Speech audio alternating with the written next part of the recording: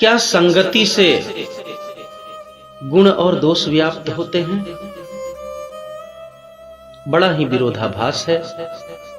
एक उक्ति कहती है, संगत से गुण होत है, संगत से गुण जात, बांस फांस व मीसरी एक के भाव विकात।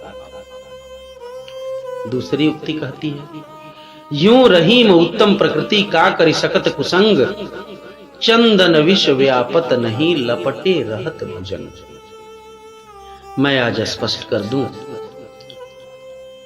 ये दोनों उक्तियां सर्वथा सत्य हैं।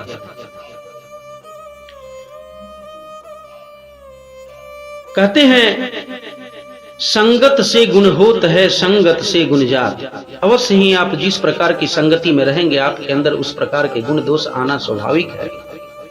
जिस प्रकार मिस्री में बांस और धागा को मिला दिया जाता है तो वे सारे मिस्री के भाव में ही बिक जाते हैं। कहते हैं, कदली सीप भुजंग मुख स्वाति एक गुण तीन, जैसी संगति बैठिए वैसो ही फल दिए। मतलब स्वाति नक्षत्र का जब जल बरसता है तो जब केले में पड़ता है तो कपूर बन जाता है, सीप के मुख में जाता है तो मोती बन जाता है, और सर्प के मुख में जाता है तो वही जल विष बन जाता है। तो जैसी संगति में वो जल गया वैसा ही रूप धारण कर। तो इससे यह सत्य है कि संगत से गुण होता है और गुण जाता भी है।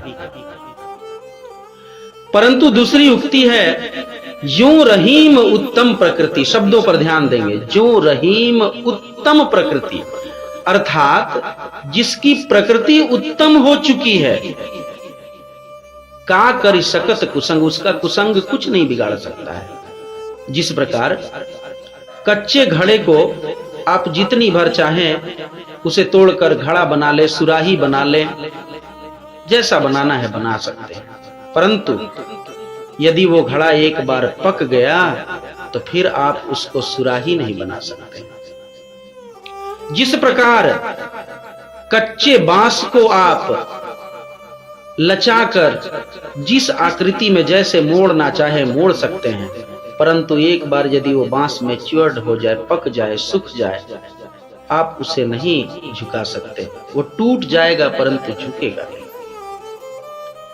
इसी संदर्भ में कवि कहते हैं कि जो रहीम उत्तम प्रकृति का करि सकत कुसंग, चंदन विष व्यापत नहीं लपटे रहत भुजंग। मतलब